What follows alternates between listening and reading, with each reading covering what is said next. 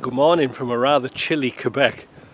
It's about -14, -16, but with a real feel of about -20 today. Yeah, a bit chilly. So what am I doing outside? Well, let me show you this. Let me turn my camera on. This came in the other day on a tow truck. Let's just zoom in. Not sure what year it is. It's a pretty late 300 TDI 110, and it was jamming up. Not jamming like Bob Marley, but for some reason the owner told me he could go in reverse, but he couldn't go forwards. Well, not very well. And so he wants me to have a look at it, and he just informed me this morning he wants it for the weekend. And I thought, oh, bugger, I've got so many things to do. So the first thing is, will it start? Now, I started it yesterday, it was only -4, but I need to get it in the shop. I'm not working it out here, that's for sure, but I need to get the snow off. Now, you know, getting the snow off, one of the things about being a mechanic here when it's cold, it's not so much the cold, it's the bloody snow and the wet. When you bring it into the shop, when it's 18 degrees in my shop, excuse me, all that snow melts. And when you're working underneath a car, it's the most miserable experience ever. All the slush and the water gets under the wheel arches, and oh, it's horrible. So what I intend to do, if I can get it started, is power wash it off with a steam cleaner. You know, alright, you'll think, oh, the water's going to freeze very quickly, but if I get a wriggle on, the heat of the steam cleaner will drive off all that snow and any ice, but it will also evaporate extremely quickly, so it's a dry car to put in the shop. So first of all, let's see if it will start. As you can see by here, I haven't walked across here yet.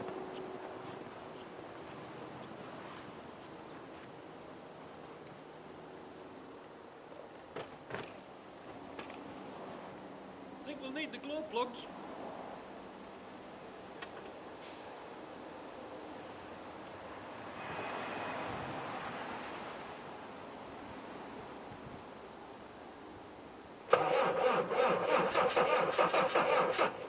Give it another go.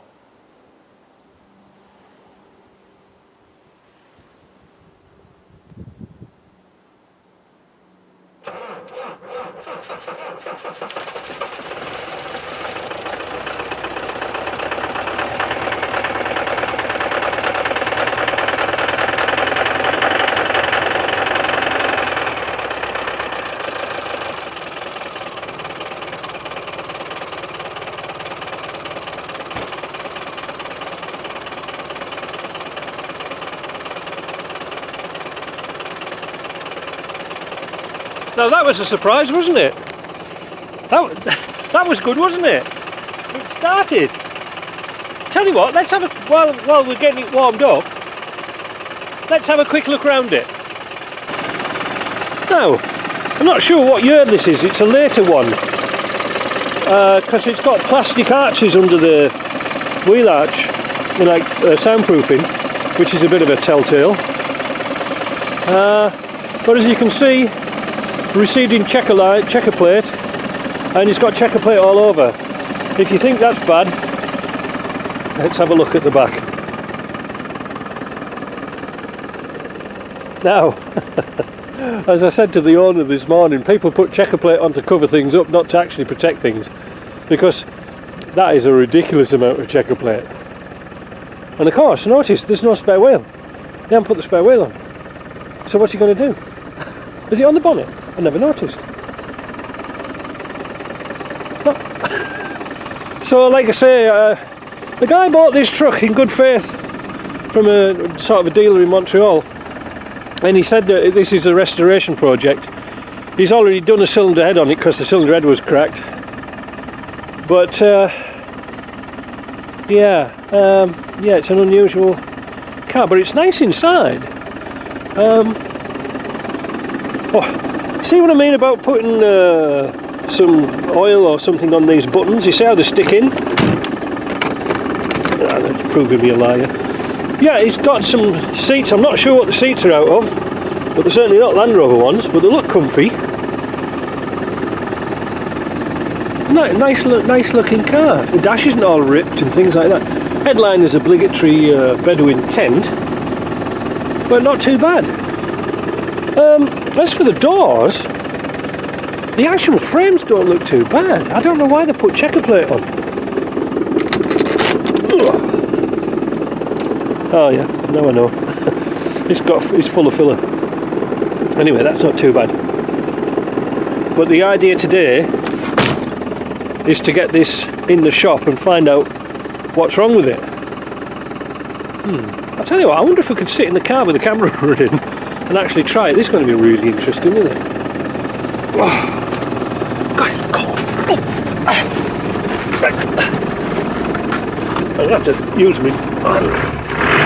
Now the handbrake isn't on. See, look at that.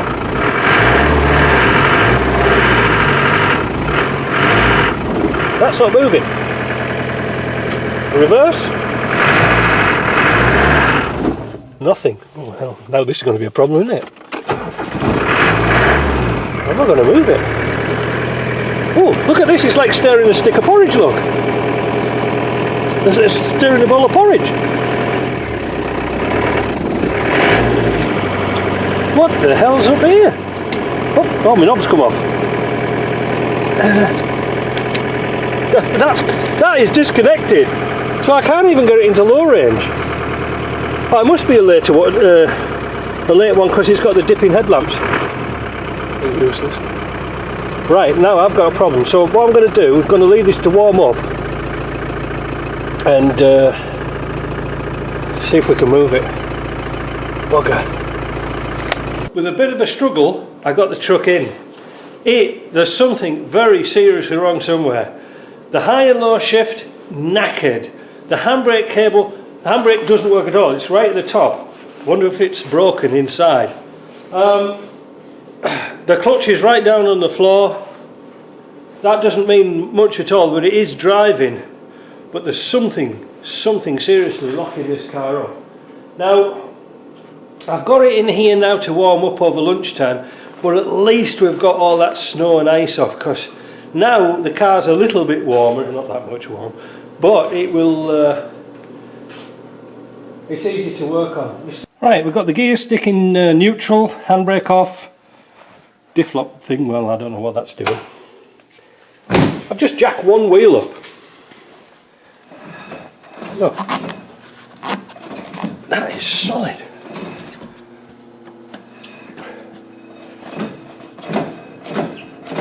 What the hell's going on with this? Let's get the other side jacked up. The reason why I've just done one wheel is it still should turn the differential. Through the differential it should turn the prop shaft. But it's not even working, so I think we're on the right track. So here we are under the car. I thought the handbrake was seized up. That's turning the front prop shaft. I don't know if you can see.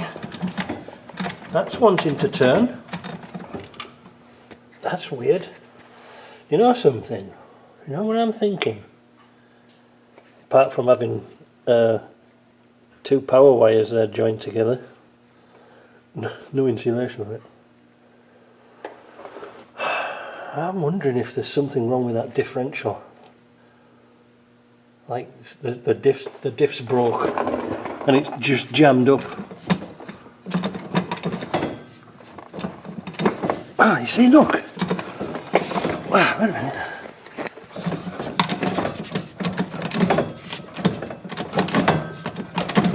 Look, you see, it'll turn and then it locks. It's very hard to film this. Well, there's a grease nipple missing out of there. That's its problem, you see, neutral, it should work. You know something? I'm thinking there's something wrong with that centre diff. I'm not sure. But in order to get round that problem, you remember the lever, the linkage was bad. Where is the linkage? It's under here. let me move the lights. Well, the linkages are all in place. It doesn't look anything untoward. The high and low right at the very top has got the bushing missing. I wonder if somebody snapped the lever inside. I've got to have a look at that. One thing I did notice whilst I was crawling around under here, look at the state of that steering tube. It's as bent as a 9-bob bit, look. Bloody hell. Oh, it's had some blocks under the springs to lift it up. That's original. Look at that. Things you see, eh? Oh, it must have a Webasto on it. A few oil leaks. Oh, looks like the vac pump is pouring out. Yeah. Well, it doesn't look too bad underneath. It's had poly bushes put into it. Got some sort of a guard at the front on the engine. Oh, a bolt missing out of there. That's never a good sign, isn't it? Right. I think what we're going to have to do is sort out that linkage first. Now look at the breathers. They've been snapped off up there as well, look. What on earth is wrong with this? I'm sure it's a diff. Sure of it. Well, I've been proved wrong before. Let's get the carpet out and let's have a look at this. The tunnel's been out before because there's those red plastic plugs are missing. Ah, that's going to be fun because he's just had it recarpeted. Right, let's get that out. I was just about to take the carpets out and I noticed something very odd. Where's the seat base? There's no seat base in there. They've taken it out. They've put the seat belt going through there. Look, there's nothing. Interesting, eh? Yeah, they've cut down the seat box to get the seats in. I bet they're a bugger to get out. Anyway, that's not our concern at the moment. We want to try and get that tunnel off.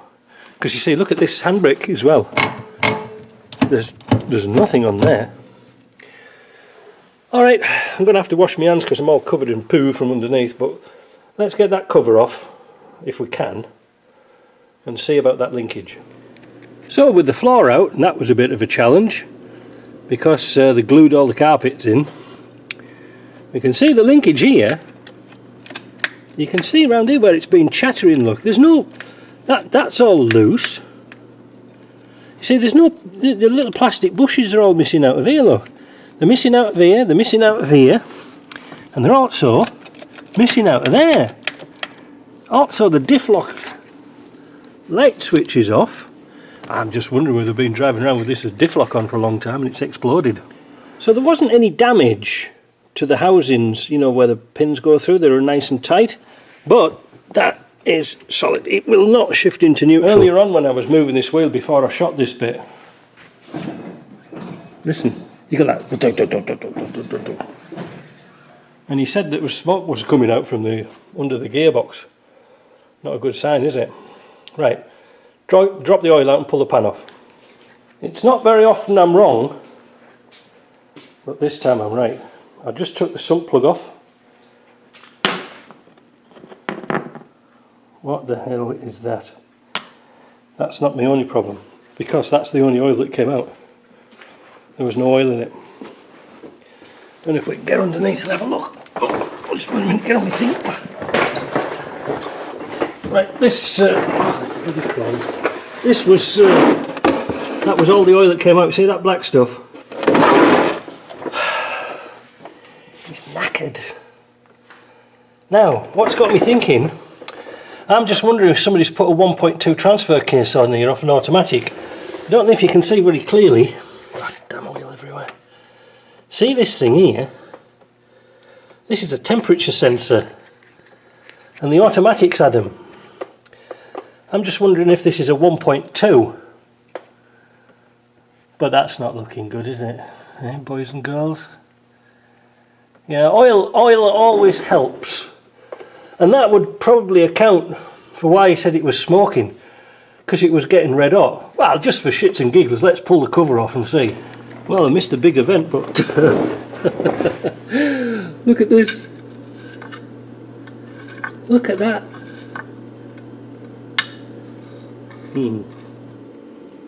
Maybe we could weld it up. Let's have a look inside. See if I can turn the lights inside here. Oh, that's going to do it, isn't it? Holy shit, look at that. Oh, bugger me. No wonder it wouldn't turn round. Yeah, it's a 1.2 transfer case. Oh man, what a mess. That's going to be expensive. Oh well, at least we found out what was wrong with it.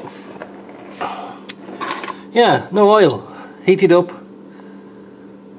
So it needs a set of gears. And what else? What else has got thrown into this gear? See, look. See, that's our problem. See, look. Oh, the pin's gone as well. Look. Can you see it moving? The pin inside here, that's loose. The bearings have gone. Look. Oh, whoop! Mind my eyes. Oh, look at it. Yeah, no, that's why it was locking up. How the hell we got it into the shop, I don't know. Low range gears are good. That's the least of my problems. I think on a job like this, replacement transfer case. Going to be too expensive to fix. Look at all the metal. Dear me, look at that. Should open a bloody scrapyard, shouldn't I? Well, now, my dilemma is... Yeah, it was in neutral, look. It was in neutral, but the gears have got so locked in together we can't move it. Oh, damn it all. Alright. Anyway, we'll sign this off for now, and then we'll come back to it when we've got some parts.